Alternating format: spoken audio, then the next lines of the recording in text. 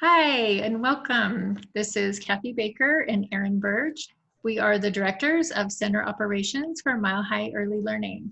Welcome to our Year at a Glance Education Notebook webinar. If you are new to Mile High, a special welcome to you. We're glad you're with us, and we hope that you'll find this training helpful in learning more about our policies and our practices with child assessments. If you are a current Mile High teacher, much of this will be review for you, but you will be introduced to a new tracking form that we're asking you to use in the coming school year. So what we are going to go over today is the value of assessment, what the expectations are for you as a lead teacher to complete for each child throughout the school year, and how to track the deadlines for each one in the Classroom Education Notebook. So why do assessments? The Head Start regulation is on the screen, but just so that you know, Mile High Early Learning is a Head Start and Early Head Start delegate, and as such, we incorporate cognitive, social emotional, and academic assessments into our programming. For our cognitive screenings, we use the Early Screening Inventory, or the EASY, for preschoolers. And for infants and toddlers, we use Ages and Stages questionnaire, or the ASQ. For our social emotional tracking, we use the Devereux Early Childhood Assessment, or DECA, at the beginning and again at the end of the school year. And for our academic assessment, we use Teaching Strategies Gold 3 times a year to track growth in the areas of physical, cognitive, math, language, and literacy. All of these assessments are required because we are Head Start, but we have found them to be very useful for a teacher to get to know each student's developmental level and to plan lessons to support growth for each child. So exactly what do we do with the assessments? You can see by the reg up there that this Head Start regulation is there because one of the key pieces is that we need to individualize curriculum for each child. These assessments are used to identify children who might need extra support, and that's why some of them are done within the first 45 days of enrollment. But we also use them to plan challenging activities to extend learning for all levels. Teachers are asked to use ongoing observation to, quote, determine a child's strengths and needs, inform and adjust strategies to better support individualized learning, and to improve teaching practices, end quote. Our Montessori-inspired approach does not teach a one-size-fits-all curriculum to an entire class, but instead we aspire to plan learning activities that meet the needs of each child, whatever their current academic level. So Head Start has a website called ECLIC, which stands for the Early Childhood Learning and Knowledge Center. And they have training videos and information, and I found this video on assessment. So let's take a look at how they describe it. Welcome to this short presentation on planning for assessment. Ongoing child assessment is a critical component of quality teaching and learning.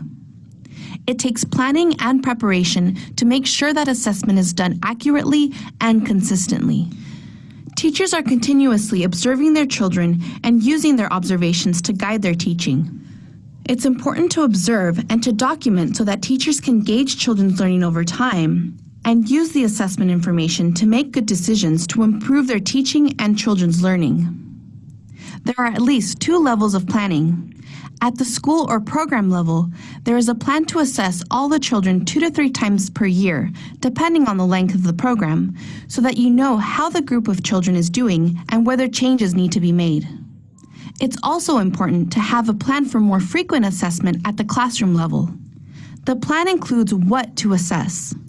The curriculum goals for the children, along with the domains of the Head Start Child Development and Early Learning Framework, guide our thinking about what to assess. The plan also includes how to assess, or the methods such as taking notes, collecting samples of children's work, or using checklists. The plan includes when to assess and how often. And the plan tells who will do the assessment. One way to make sure that you're on track with your planning for assessment is to make weekly assessment plans at the same time that you develop weekly lesson plans. Developing and writing a weekly assessment plan makes time to reflect on observations from the prior week, to think about the data you've already gathered, and then to plan the observation and documentation that needs to be done during the coming week. This doesn't mean that you'll gather data on every child every week, but it does mean planning for and keeping track of how the children are doing on an ongoing and regular way.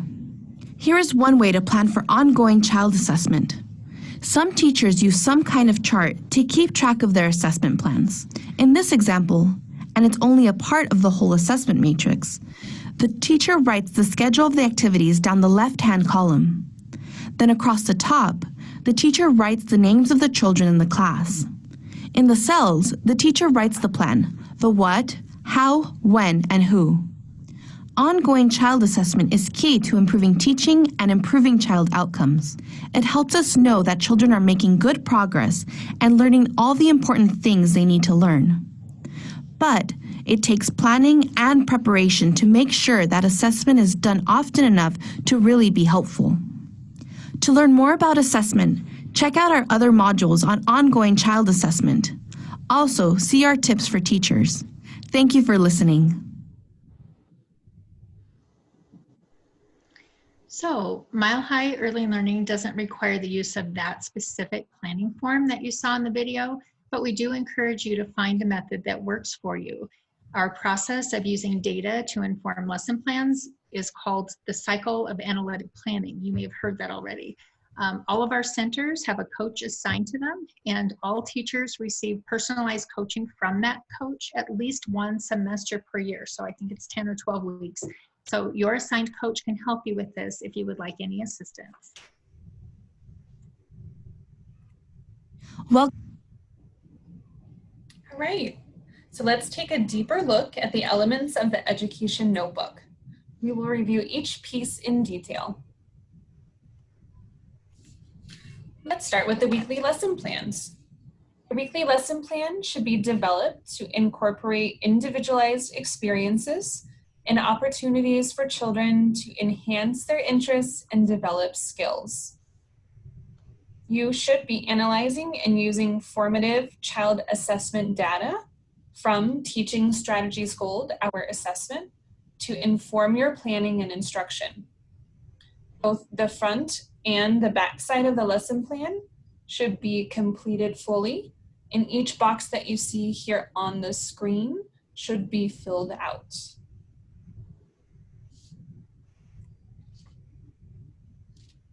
Next, we have the education tracking form. Your education tracking form should be easily accessible and accessed consistently to ensure that all 45-day deadlines are tracked and noted. As you can see here on the screen, gives you an opportunity to write the child's name, their enrollment date, and then the 45-day deadline. That deadline date will give you an idea of when the items to the right, the EASY or ASQ, the pre-DECA, the first home visit, TSG, and first parent-teacher conference should be completed to make sure that we are meeting the deadlines that Head Start has set forth for ourselves.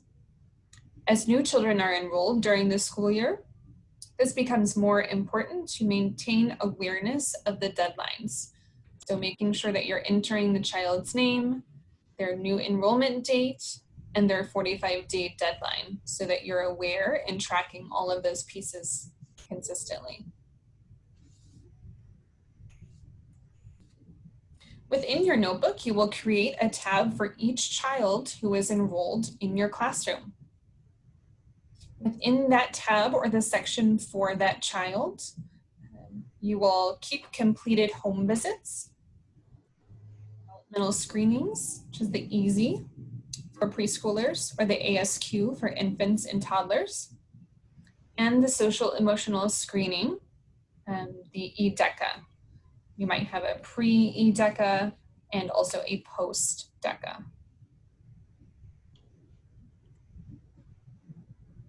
Additional items that you might have within your section for each child could include potentially TSG notes or reports. That is something optional, but might be helpful for you as a teacher to keep that organized in the education notebook for each child. Additionally, you will have your first and second parent-teacher conference, as well as your second home visit and your post-EDECA, which happen in the second half of the school year. Your parent contact notes are also kept in each section for each student. 2 documented contacts per month are what we ask of you to show really a picture of the whole family and their needs as we move throughout the school year. You may also keep additional notes for children that may be on an individualized education plan or behavioral support notes for each child for, again, easy access when needed.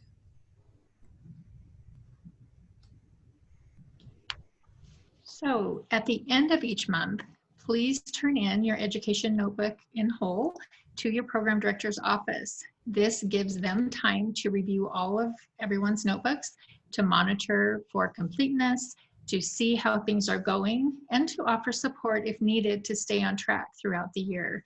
Please make sure to make notes on any items that are not complete so that everything stays on track. We need 100% compliance in either having an assessment done or having documentation as to why it could not be done. Your director should then sign off the form in the front of the notebook, which looks like what you see on the screen, and then he or she will return it to you within a day or 2.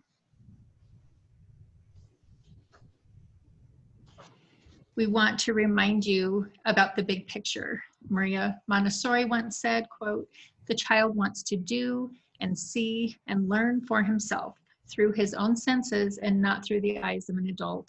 The child who accomplishes this becomes a full person. He is educated," unquote. So our own curriculum is Montessori inspired, and we want you to remember that our mission, and this is on our website, I checked, our mission is to enable all children to succeed in school by providing resources and education to inspire a lifetime of learning and self-sufficiency. We hope that you'll view all of these assessments not just as tasks to be completed, but as tools to provide you the information you need to design an environment to help each child reach their full potential.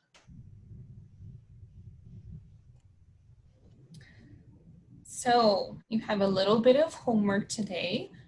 The education tracking form can be found in the PD folder that you have for this current week. We would like for you to go ahead and get a head start on adding the child names and their start dates into the tracking form if you have that information. By doing so, we hope that you're able to set yourself up for a successful school year and you're ready to get started on the assessments and all of the different components to meet the 45-day deadline.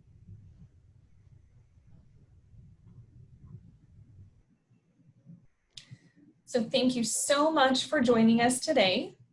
Please make sure that you reach out to your program director or assistant director if you have any questions. Additionally, Kathy and myself are available. We thank you for joining us and hope you have a wonderful day. Thank you.